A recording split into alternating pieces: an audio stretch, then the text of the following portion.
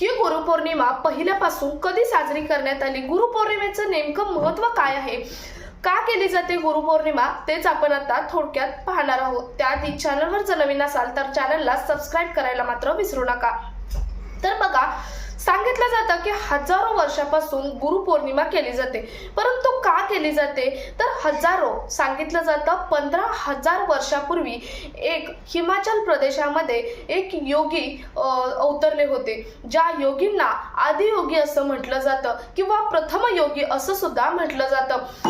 हे योगी जेव्हा आपल्या आसनावर बसले तेव्हा फक्त त्यांच्या डोळ्यातून येणारे अश्रू हेच फक्त त्यांचं अस्तित्व दाखवत होते, बाकी त्यांचं श्वास ओळखणं सुद्धा अवघड होतं, इतके ते ध्यानास्थ बसले होते। यांना पाहून तिथले आजूबाजूचे बरेच लोक जमा झाले, कारण त्यांना जाणवत होतं हे की एक कोणती तरी अद्भुत योग किंवा कोणता तरी अद्भुत योगाची तपश्चर्या किंवा ज्ञान घेत आहेत असं जाणवल्यानंतर बरेच लोक तिथे आले, परंतु बऱ्याच लोकांनी बाजूला येऊन सुद्धा त्या योगींना जाणवलं सुद्धा नाही की आपल्या बाजूला कोण आहे।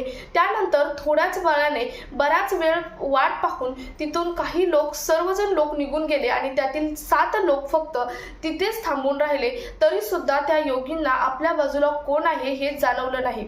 हे वर्षानुवर्षे, दिवसामागे दिवस गेले, महिन्यामागून महिने गेले, वर्षामागून वर्षे गेले, तरीही ते 7 जण तिथेच होते आणि साधना करत होते। सांगितलं जातं जवळजवळ 80 ते 85 वर्षे हे 7 जण लोक तिथेच साधना करत होती, तरी सुद्धा त्यांचं त्या गुरूंचं, त्या म्हणजेच ते योगी होते, आदियोगी होते, त्यांचं लक्ष त्यांच्यावर गेलं नव्हतं।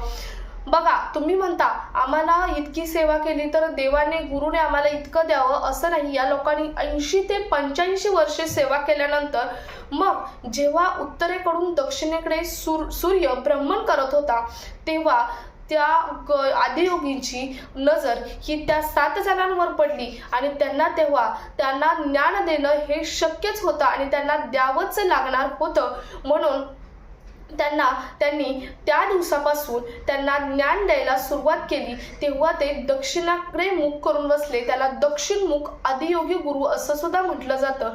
आणि दक्षिणेकडे मुख करून त्यांना ज्ञान द्यायला सुरुवात केली आणि तो दिवस होता तेव्हा चंद्र हा पूर्ण झाला होता आणि तो दिवस होता आषाढी महिन्यातील पौर्णिमेचा।